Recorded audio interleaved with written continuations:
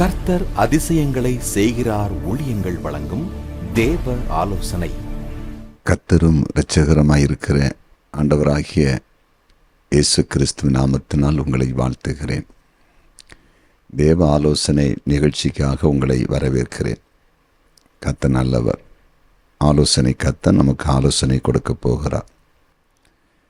இன்றைக்கு தேவ ஆலோசனைக்காக தெரிந்து கொண்ட வேத பகுதி சங்கீதங்களின் புஸ்தகம் 2வது அதிகாரம் 1 முதல் 5 வசனங்கள். சங்கீதம் 2 1 முதல் 5 வசனங்கள். ஜாதிகள் கொந்தளிப்பானேன், ஜனங்கள் விருதா காரியத்தை சிந்திப்பானேன்.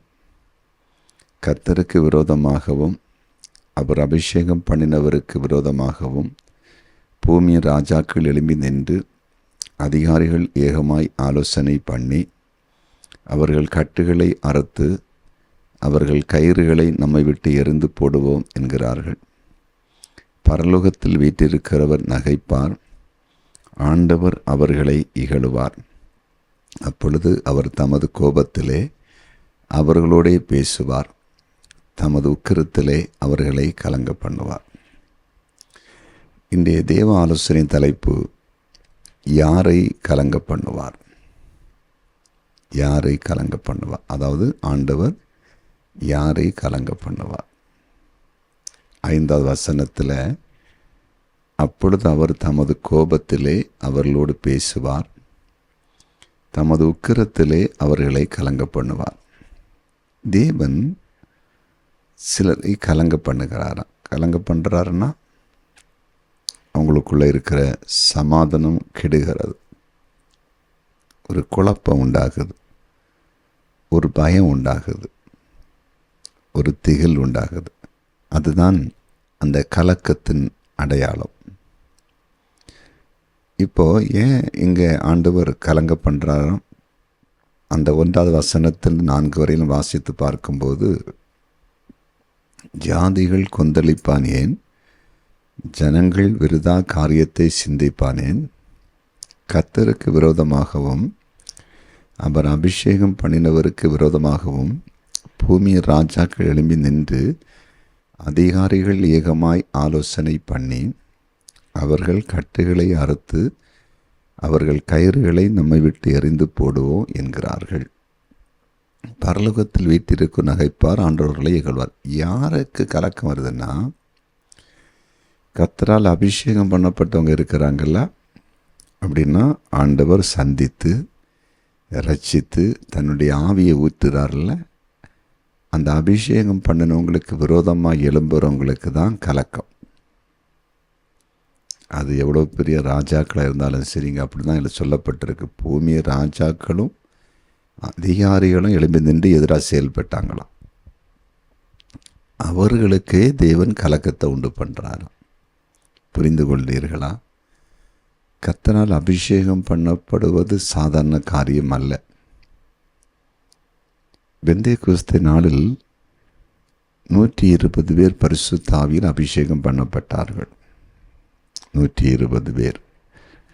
ஆண்டவர் மரித்து உயிர்த்தெழுந்து பரலோகத்திற்கு ஏறி போவதற்கு முன்பாக தெளிவாய் சொல்லி கொண்டு போனார்.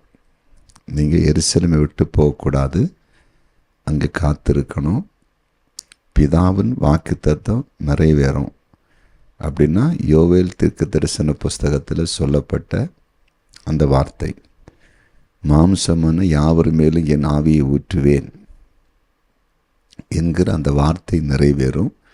நீங்கள் எல்லாம் எருசலேமில் காத்திருக்கணும் அப்படின்னு சொன்ன பொழுது ஏறக்குறைய 120 பேர் எருசலேமில் ஒரு வீட்டின் மாடியில் காத்திருக்கிறாங்க, ஜெபத்தில் தரிச்சிருக்காங்க.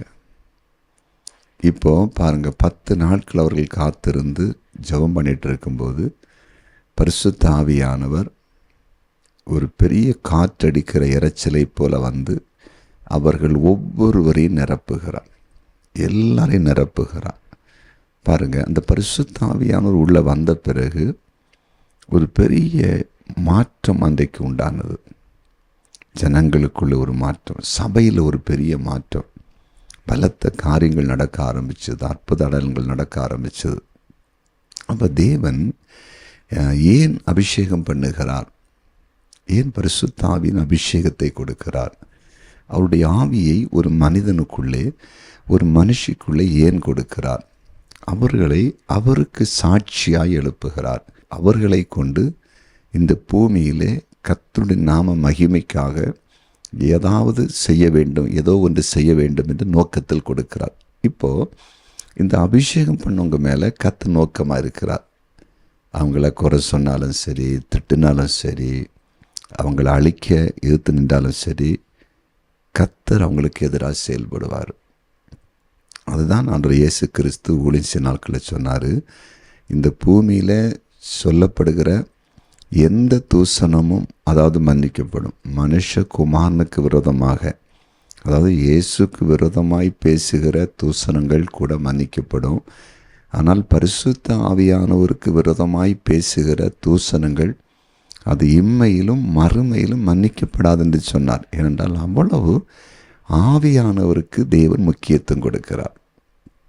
ஆனால் இன்றைக்கி பூமியில் பாருங்களேன், ஆவிக்குரிய சபைகளுக்கு போய் ஆண்டுடைய அன்பு ருசித்து பாவத்தை விட்டு மனம் திரும்பி அவர்கள் பரிசுத்த ஆவியினால் நிரப்பப்பட்டு ஆண்டவருக்காக வாழும்போது அந்த மக்களை பார்த்து பரியாசம் பண்ணுகிற, கிண்டல் பண்ணுகிற நிறைய மக்கள் இருக்காங்க. பரியாசம் பண்ணுறது மட்டும் இல்லை, அவங்களுக்கு விரோதமாய் எதிர்ப்புகளை தெரிவிக்கிற, எதிர்க்கிற ஒரு பெரிய கூட்டம் இந்த பூமியில் இருக்குது.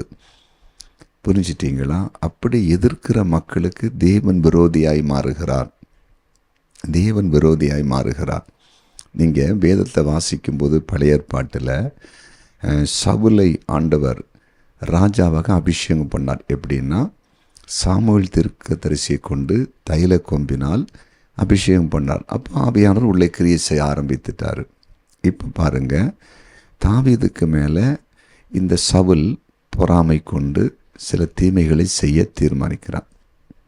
ஆனால் தாவீது இப்போ இந்த சவுல் மேலே கை போடலை. எத்தனையோ சந்தர்ப்பங்கள் அவருக்கு அமைகிறது. சவுலை கொலை செய்வதற்கு சந்தர்ப்பம் தாவீதுக்கு கிடைக்கிறது. ஆனால் தாவீது கை போடலை. குறிப்பிட்ட ஒரு பகுதியில் ஒரு நாள் சவுல் தூங்கிட்டு இருக்கிறார், ஈட்டியெல்லாம் வச்சுக்கிட்டு. அப்போது அவர் தலைமாட்டில் இருந்த தண்ணி குடிக்கிற அந்த பாத்திரத்தை, செம்பை, அந்த பாத்திரத்தை இவங்க எடுத்துகிட்டு வராங்க. அப்போ தாவீது கூட போனவங்க சொல்லாங்க, அந்த இடத்துல ஒரே குத்தி கொலை செய்திரட்டுமான்னு கேட்குறாங்க. அப்போ தாவீது சொல்கிறாரு, கர்த்தரால் அபிஷேகம் பண்ணப்பட்டவர் மேல் கைகளை போட்டு குற்றம் இல்லாமல் போகாது, நம்ம அப்படி செய்யக்கூடாதுன்னு சொல்லி ஒரு பெரிய பயபக்தியோடு கூட இருக்கிறார். புரிஞ்சிட்டிங்களா? அவ்வளோ ஒரு பயம் தாவீதுக்கு இருந்துச்சு. தேவனால் அபிஷேகம் பண்ணப்பட்ட பிள்ளைகளை நம்ம ஒன்றும் செய்யக்கூடாது, அந்த மனிதனை ஒன்றும் செய்யக்கூடாதுன்னு ஒரு பயம் இருந்துச்சு. இன்றைக்கி உலகத்தில் பாருங்கள், அநேகருக்கு இப்படிப்பட்ட பயம் இல்லை. அப்போ என்ன ஆகுதுன்னா, கர்த்தரால் அபிஷேகம் பண்ணப்பட்ட மக்களை துன்பப்படுத்தும் போது, வேதனைப்படுத்தினால் அது கொலை செய்கிறான்னு வைத்துக்கொள்ளுங்களேன். இப்போ பைபிளில் நிறைய இரத்த சாட்சியை கூட மறித்திருக்காங்க. ஸ்தேவான் இரத்த சாட்சியை மறித்திருக்கிறார். நீங்கள் அப்போஸ்தலர்கள் 6வது அதிகாரத்தில் ஸ்தேவான் பரிசுத்த ஆவியினாலும் வல்லமையினாலும் நிறைந்த மனிதர், அற்புதங்களை செய்கிற ஒரு தேவ மனிதர். அப்போஸ்தலர் 7வது அதிகாரத்தில் அவரை கொலை செய்கிறத பார்க்குறோம். ஆனால் அவர் கொலை செய்யப்படும் போது, அவர் மரிக்கும்போது, ஆண்டவரே இவர்கள் செய்கிற பாவத்தை இவர்கள் மேல் சுமத்தாதிரும் என்று சொல்லி கொண்டு மரிக்கிறார், ஜீவனோட. காரணம் என்ன? தேவனால் அபிஷேகம் பண்ணப்பட்ட மனிதனை கொலை செய்கிற மக்களுக்கு பெரிய பிரச்சனை வரும், அந்த குடும்பத்தில் பெரிய சாபம் வரும். அதனால் அதற்காக அவர் பரிந்து பேசி ஜெபிக்கிறத பார்க்குறோம்.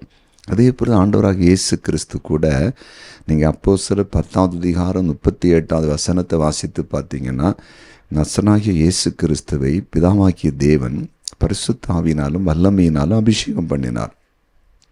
ஆகையால் அவர் நன்மை செய்கிறவராக இந்த பூமியிலே சுற்றி திரிந்தார் என்று பைபிள் சொல்லுகிறது. இப்போ அந்த இயேசுவைத்தான் சிலுவையில் அடிக்கிறார்கள். சிலுவையில் இயேசுவை என்ன செய்கிறாங்க? வைத்து ஆணிகளால் அடிக்கிறாங்க.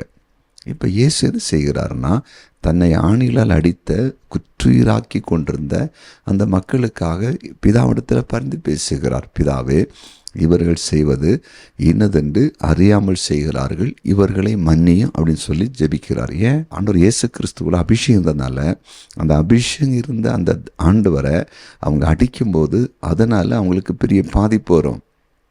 இப்போ பரிந்து பேசுகிறத நம்ம பார்க்குறோம். அதெல்லாம் அவர் பரிந்து பேசுகிறாரு. சரியா? அப்போ யாருக்கு கலக்கம், யாருக்கு குழப்பம்? இந்த பூமியில் ஒரு கூட்ட மக்கள் கலக்கத்தோடு இருக்கிறாங்க, குழப்பத்தோடு இருக்காங்க. அது யார் தெரியுமா? பெந்தேகோஸ்தே அனுபவம் உள்ள மக்களுக்கு உரமாக எழும்பினவர்கள், பேசினவர்கள், குறை சொன்னவர்கள், அவர்கள் ஊழியங்களுக்கு விரோதமாக எழும்பினவர்கள், சபைகளுக்கு விரோதமாக எழும்பினவர்கள், அவர்களுடைய ஊழியங்களை தகர்க்க பார்த்தவர்கள். அவங்க குடும்பங்கள்லாம் இன்றைக்கி கலங்கி கொண்டிருக்கு தெரியுமா? கண்ணீர் வடித்து கொண்டிருக்கு தெரியுமா? எனக்கு ஒரு குடும்பத்தை தெரியும் பாருங்கள். அவர்கள் ஒரு குறிப்பிட்ட ஜெப வீட்டுக்கு அருகாமையில் அவங்க வீடு இருக்கிறது. அந்த ஜெப வீட்டிலே ஆராதனை நடக்கும்போது ரொம்ப பிரச்சனை பண்ணுவாங்க. அவர்கள் கிறிஸ்தவ குடும்பம்தான், ஆனால் ஒரு பாரம்பரிய சபை சார்ந்தவர்கள். முதல்ல தகப்பன் பிரச்சனை பண்ணினார். அப்போ 2 ஆண் பிள்ளைங்க, இந்த 2 பேரும் பிரச்சனை பண்ண ஆரம்பித்தாங்க. அவங்க சத்தத்தை எல்லாம் குறைச்சி அமைதியாக கூட்டம் நடத்துவாங்க. ஆனாலும் அவங்க கெட்ட வார்த்தை பேசுகிறது, திட்டுறது, சத்தமாக இவங்க வீட்டில் ஸ்பீக்கர்லாம் வச்சு சினிமா பாடல்களை போடுவது, அங்கே ஆராதனைக்கு வர்ற மக்களை பார்த்து கெட்ட வார்த்தை பேசுவது, அந்த பாஸ்டர் வெளியே போகும்போது கெட்ட வார்த்தை பேசுவது, அப்படி ரொம்ப கஷ்டப்படுத்திட்டு இருந்தாங்க. பாருங்கள், அந்த நேரத்தில் அவர் ரொம்ப மனவேதனையோடு இருப்பார், ரொம்ப கஷ்டத்தோடு அந்த பாஸ்டர் இருப்பார்கள். ஆனால் சமீப காலத்தில் நான் கேள்விப்பட்டேன், இவ்வளவு நெருக்கடியை கொடுத்த அந்த குடும்பத்தில் பெரிய பிரச்சனை. அந்த குடும்ப தலைவரோடு மிகவும் பாதிக்கப்பட்டிருக்க. பிள்ளைகளுக்கு சரியான வேலை இல்லை, ஒழுங்காக படிக்கலை, தொழில் இல்லை, வேலை இல்லை, குடி, ரவுடித்தனம், குடும்ப வாழ்க்கை அமையலை. அந்த குடும்பமே அழிஞ்சு கிடக்குது. இப்போ ஒரு குடும்ப இடத்துல பேசும்போது சொன்னாங்க, இந்த குடும்பம் இன்றைக்கி இவ்வளோ சீர்கெட்டு கிடக்கிறதுக்கு காரணம் அந்த சர்ச்சுக்கு விரோதமாக எழும்பி தான் அப்படின்னு சொன்னாங்க. பாருங்கள், இன்னைக்கு அப்படி எத்தனை மக்கள் இருக்கிறாங்க தெரியுமா? எத்தனை பேர் அப்படி பாதிக்கப்பட்டிருக்காங்க தெரியுமா? தெய்வ பிள்ளைகளை, மனிதனுடைய வாழ்க்கையில் வருகிற ஒவ்வொரு தீமைகளுக்கும் ஒரு காரணம் உண்டு தெரியுமா? ஒவ்வொரு போராட்டங்களுக்கும் ஒரு காரணம் உண்டு தெரியுமா? அதாவது தான் இங்கே ஆண்டவர் சொல்லும்போது அந்த சங்கீதம் 2 சொல்லியிருக்கிறார், கர்த்தரால் அபிஷேகம் பண்ணப்பட்ட விரோதமாக ராஜாக்கள் அதிகாரிகள் எழும்பி நின்று நாங்கள் இவர்களை அழிப்போம் என்று ஆலோசனை பண்ணார்களாம். கர்த்தர் அவர்களை பார்த்து நகைப்பாராம், சிரிப்பாராம், அவர்களை கலங்க பண்ணுவாராம். அது யாராக இருக்கலாம், ஏழையோ பணக்காரனோ அதிகாரத்தில் இருக்கிறனால ஆண்டவர் பார்க்க மாட்டார். தேவன் ஒரு மனிதனை ரட்சித்து அபிஷேகம் பண்ணிட்டாரா, அவருக்குன்னு பிரிச்சுட்டாரா, அவங்களுக்கு பிரச்சனை கொடுக்குறவங்க எவ்வளோ பெரிய ஆட்களாக இருந்தாலும் தேவன் அவர்களுக்கு விரோதமாகத்தான் இருப்பார். புரிந்து கொண்டீர்களா? அதில் ஒருபோதுமே அபிஷேகம் பண்ணப்பட்ட தேவ பிள்ளைகளுக்கு உரமாக எழும்பாதீங்க. உங்கள் குடும்பத்தில் கடந்த காலங்களில் ஆண்டவர் அறியாத காலத்தில் தேவனால் அபிஷேகம் பண்ணப்பட்ட தேவ பிள்ளைகளுக்கு விரோதமாக, சபைகளுக்கு விரோதமாக, ஊழியத்துவரமாக எழும்பி ஏதாவது பாதிப்பில் இருக்கேன்னா ஏசப்பட்ட வந்து சரண்டராங்க. ஆண்டவரிடத்தில் மன்னிப்பு கேளுங்க. ஆண்டவர் உங்களுக்கு இறங்குவார், அற்புதம் செய்வார். ஜெபிப்போமா? ஜெபிக்கலாம். ஆமாண்டவரே, யார் கலங்குவார்கள்? ஆண்டவரே, கர்த்தருடைய பிள்ளைகளுக்கு விரோதமாய், கர்த்தரால் அபிஷேகம் பண்ணப்பட்ட பிள்ளைகளுக்கு விரோதமாய் எழும்புகிறவர்கள், அவர்கள் ராஜாக்களாக இருந்தாலும் அதிகாரிகளாக இருந்தாலும் கர்த்தர் அவர்களுக்கு விரோதமாய் நகைக்கிறீர், சிரிக்கிறீர், எதிராய் நிற்கிறீர். அவர்கள் கலங்குவார்கள். அப்படி தேவனால் அபிஷேகம் பண்ணப்பட்ட தேவ பிள்ளைகளுக்கு விரோதமாய், சபைகளுக்கு விரோதமாய், குடும்பங்களுக்கு விரோதமாக யாராவது எழும்பி கலக்கத்தோடு இருப்பாங்கன்னா, கலக்கத்தின் ஆவி அவங்கள பிடிச்சிருக்கேன்னா, ஏசப்பா ஒரு விஷயம் மன்னித்து மன இறங்கி நீர் விடுதலை கொடுக்கும்படி ஜெபிக்கிறோம். எங்கள் ஜெபத்தை கேட்டீர், நன்றி. இயேசுவின் நாமத்தில் பிதாவே, ஆமென்.